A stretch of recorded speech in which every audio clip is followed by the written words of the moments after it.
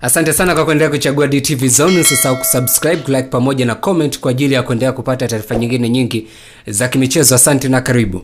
Bwana, sakata la Kariakoo Derby linazidi kuchukua sura mpya mara baada ya wekundu wa Msimbazi Simba hii leo Juni 12, 2025 kutoa taarifa ya kusisitiza kuwa ipo tayari kwenda kucheza mchezo huo siku ya Juni 15, siku ya Jumapili na si vinginevyo. Simba imethibitisha utayari wa kwenda kucheza katika mchezo huo siku hiyo husika, na kufuatia tetesi za kudai kuwa haitokuwa tayari kwenda kucheza mchezo mwingine wote endapo bodi ya ligi itasogeza mbele mchezo huo, ili kutafuta suluhu na uongozi wa Yanga ambao unaendelea na msimamo wao kuwa hawachezi.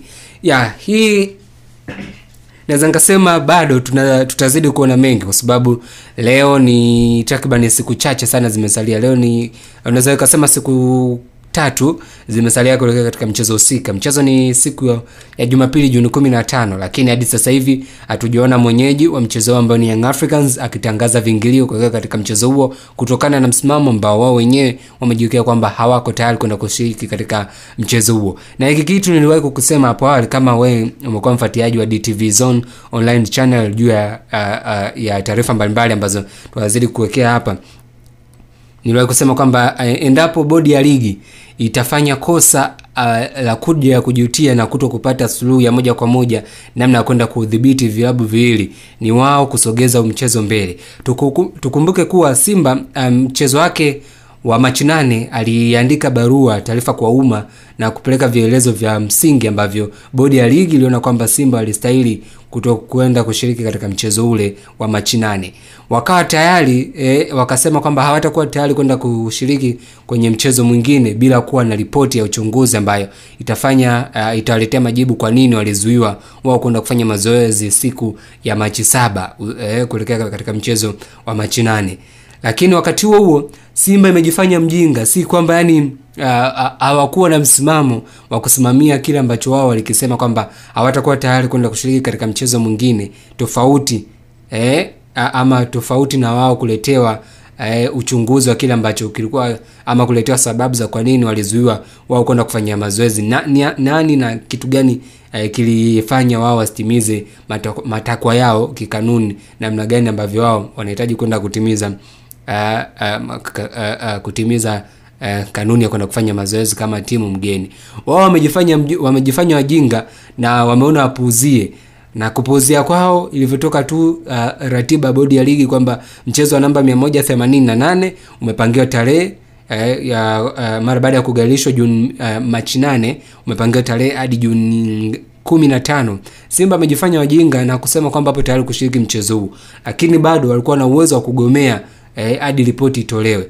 Kwa hiyo sasa bodi ya ligi endapo tutajichanganya kwamba mchezo huu kupeleka mbele kutoka Juni 15 hadi tena tarehe nyingine, maana yake ni kwamba tayari watakuwa Young Africans huenda akawa tayari kushiriki katika mchezo huo, lakini bado tukaona Simba akakataa kwenda kushiriki katika mchezo huo. Kwa hiyo ni wao wenyewe kugawa hizo pointi Juni 15 endapo Young Africans hatatokea kwa mujibu wa kanuni na sheria zilizowekwa, ama wasubirie siku ambayo watapangia tarehe mchezo mwingine, Yanga atokee uwanjani, Simba zitokee uwanjani na pointi 15 zigawiwe. Yani hapa kuna sintofahamu kubwa sana ambayo bodi ya ligi inapaswa jipange na kujua namna gani ambavyo wao watakwenda kukabiliana nayo.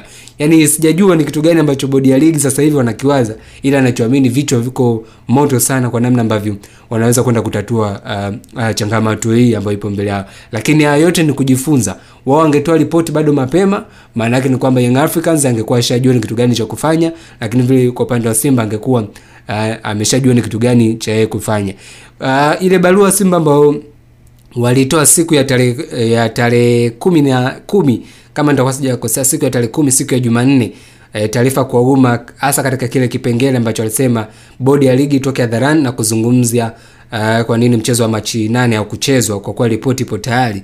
Ile ni message tosha. Mimi kwa upande wangu niliona kwamba Simba kuna kitu ameshakinusa kwamba huenda mchezo huu utasogezwa mbele, na ukisogezwa tu mbele, ameni usiamini msikilizaji na mfuatiliaji wa DTV Zone, utakuwa shahidi kwamba Simba hata shiriki mchezo huu. Na ukitaka uone vurugu kubwa ikiibuka kwenye upande huu wa soka, ni baada tu ya bodi ya ligi kusogeza mchezo huu mbele, na hapo ndipo tutaona msimamo wa Simba upo wapi, msimamo wa Young Africans upo wapi, na msimamo wa bodi ya ligi upo wapi. Yani kwa sasa hivi bodi ya ligi bado haijui either mchezo uchezeke ama wasogeze mbele. Na wakati huo tukumbuke mwenye haki ya matangazo ambaye ni Azam TV, yeye anaendelea na promotion ya mchezo huo, akiwa na maana kwamba hana taarifa yoyote ya mchezo huo kusogezwa mbele. Kwa hiyo ujue tena kuna loss ambayo utaingiza